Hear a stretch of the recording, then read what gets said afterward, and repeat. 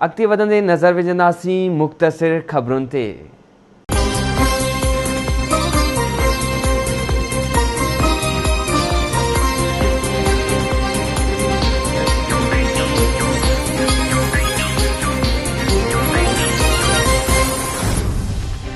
सांगड़ वेझो झोल जे ॻोठ आकल चांडियो खे बाहि विकोड़े वई, जंहिं सबबि 6 घर सड़ी विया। घरनि में पियल समूरो सामान सड़ी रख थी वियो।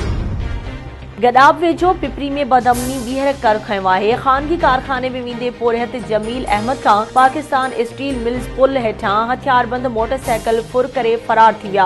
उन सिंध जे वॾे वज़ीर DC मलीर SSP मलीर खां मुतालबो कयो त मोटरसाइकिल फुर कंदड़नि खे जल्द गिरफ़्तार करे गाड़ी वापस कराए ॾिनी वञे। खैरपुर में रेलवे स्टेशन वेझो बागड़ी बिरादरी जा 3 घर बाहि लॻण सबब सड़ी विया।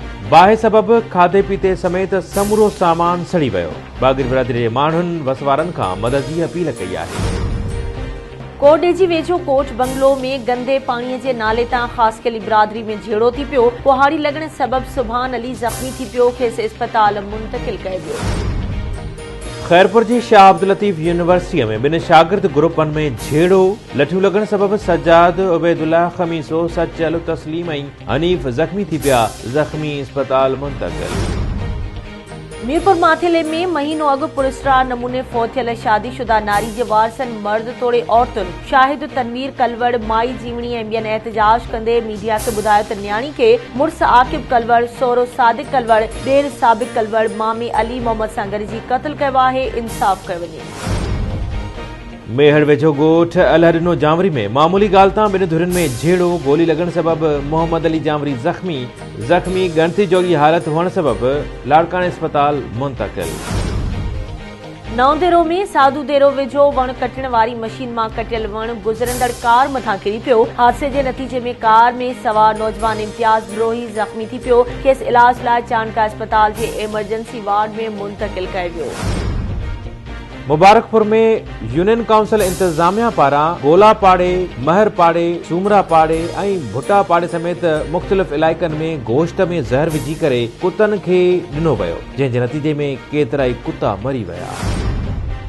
मेहर वेझो ॻोठ लोंग महेसर में झूनी खॾ ते कब्ज़े ख़िलाफ़ ॻोठाणनि इब्राहिम महेसर ऐं आसिफ महेसर जी अॻवाणी में एहतिजाजी मुज़ाहिरो कयो। ॻोठाणनि DC ऐं SSP दादू खां मुतालबो कयो त मामले जो नोटिस वठी कब्ज़ा माफ़िया ख़िलाफ़ कार्रवाई कई वञे। कोयटा में सरकारी मुलाज़मनि अॼु चौथे ॾिहाड़े बि मुतालबनि जी मञता लाइ एहतिजाज कयो। मुलाज़िम चवनि था जाइज़ मुतालबा मञी बेचैनी ख़त्म कई वञे। सन में 1 हफ़्ते खां पाणी ऐं बुनियादी सहूलियतुनि जी खोट ख़िलाफ़ सवें शहरनि शटरबंद हड़ताल करे दिला ऐं ख़ाली थाम खणी अनोखो एहतिजाज रिकॉर्ड करायो। एहतिजाज कंदड़ शहरनि मुतालबो कयो त शहर वासियुनि खे पीअण जो पाणी फराहम करे पैदा थियल बेचैनी ख़त्म कई वञे। मुरीद शाख में ॻोठ पीर बख्श मीरानी जे रहवासियुनि अब्दुल करीम लाल खातून बासरनि जे मुबैना ज़ियादतियुनि ख़िलाफ़ एहतिजाज कयो।